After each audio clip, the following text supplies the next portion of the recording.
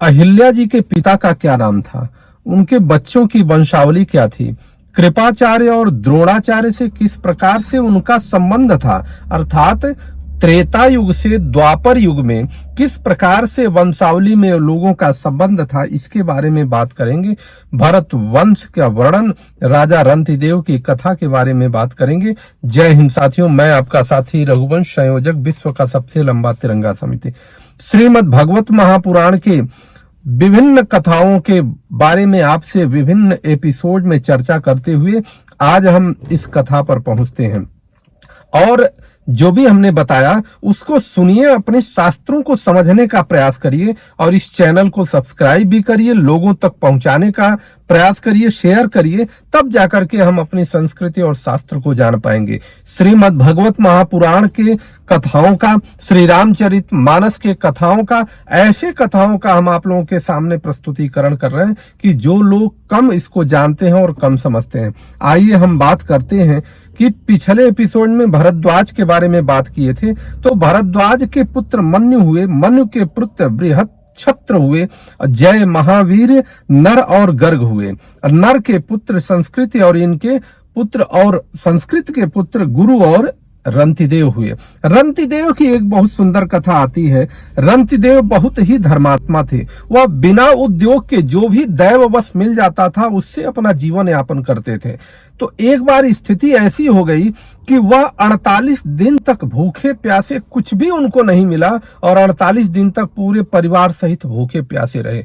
उस समय की बात है, उस समय लोग ऐसे रहते थे, वो लोग योगी तपस्वी थे। तो सतयुग, त्रेता, द्वापर, इन युगों में लोगों की उम्र भी बहुत ज्यादा हुआ करती थी, तो इस पर हम कहीं प्रश्न चिन्ह नहीं उठा सकते।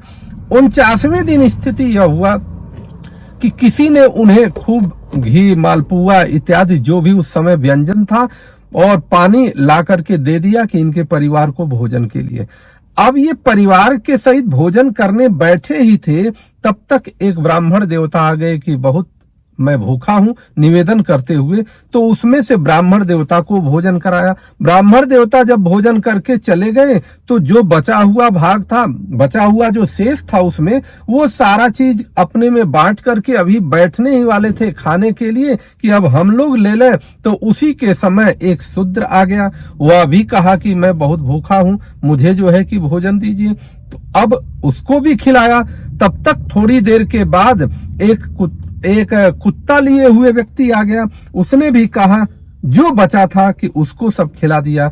अंत में पानी बचा और पानी बचा तो उसके बाद एक चांडाल आ गया। उसने कहा कि मैं बहुत प्यासा हूं, कृपया आप हमको पानी पिला दीजिए। ये कहानी कितनी सुंदर है। उनकी परीक्षा हो रही थी और चांडाल को उन्होंने पानी भी पिला दिया। हालांकि वह खुद मरने की स्थिति में थे, परंतु वह चांडाल को पानी पिला करके और खुद वैसे ही रह गए। ऐसे राजा के बारे में। और ज्यों ही चांडाल को उन्होंने पानी पिलाया, उसी समय त्रिभुवन के स्वामी भगवान विष्णु, ब्रह्मा जी और महेश जी तीनों लोग एक साथ प्रकट हुए। ये परम यशस्वी राजा के रूप में हुए और ईश्वर की साधना करते हुए इनके परम पद को प्राप्त हुए। ये तो राजा रंतिदेव की कथा है। रंतिदेव की कथा भरत वंश में ही आती है। हमको जानना चाहिए कि हमारे पूर्वज कितने श्रेष्ठ रहे हैं, कितने मजबूत रहे हैं, कितने तपस्वी और धर्मज्ञ और धर्मात्मा रहे हैं।